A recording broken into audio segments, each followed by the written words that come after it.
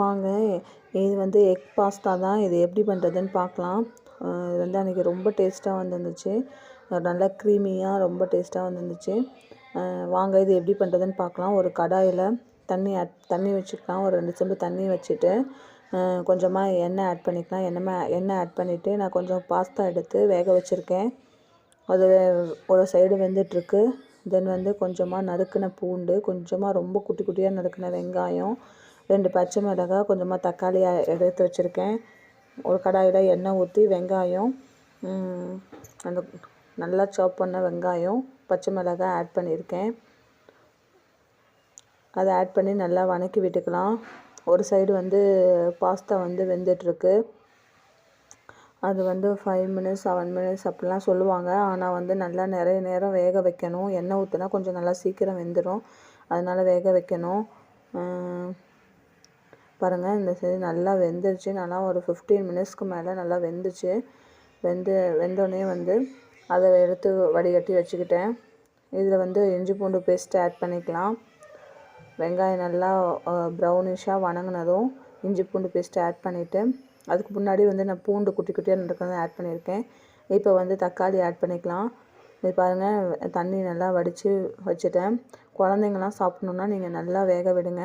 ஒரு 15 to 20 minutes நல்லா வேக விடுங்க.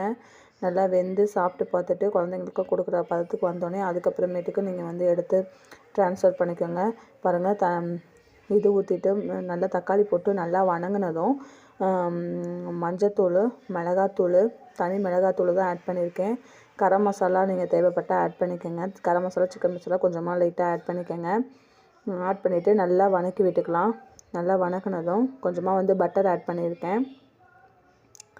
அது நல்லா வந்து க்ரீமியாக ரொம்ப நல்லாயிருக்கும். பட்டர் ஆட் பண்ணிக்கலாம். பட்டர் ஆட் பண்ணிவிட்டு அந்த சூட்லேயே வந்து நல்லா வதங்கட்டும். நான் வந்து நார்மல் பாஸ்தா செய்கிறதா தான் பிளானு. அப்புறம் எக் ஆட் பண்ணிக்கிட்டேன். தென் வந்து இப்போ வந்து அந்த கிசானில் வந்து அந்த டொமேட்டோ கெச்சப் ஆட் பண்ணிக்கலாம்.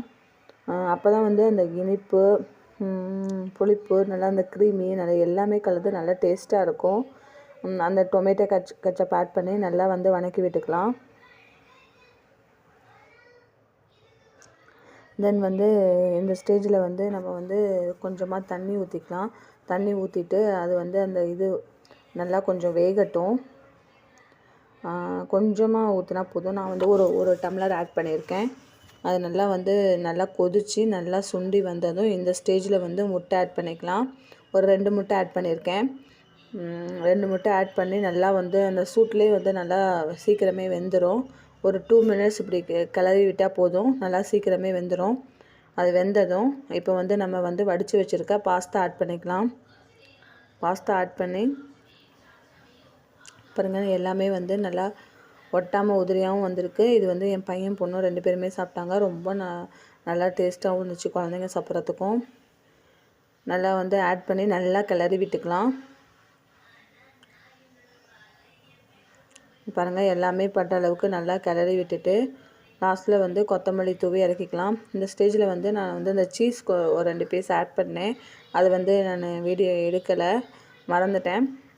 நீங்கள் வந்து இந்த ஸ்டேஜில் லாஸ்ட்டாக வந்து சீஸ் ஆட் பண்ணிவிட்டு கொத்தமல்லி தூவி இறக்கி விட்டுக்கலாம். இது ரொம்ப டேஸ்ட்டாக வந்துருந்துச்சு.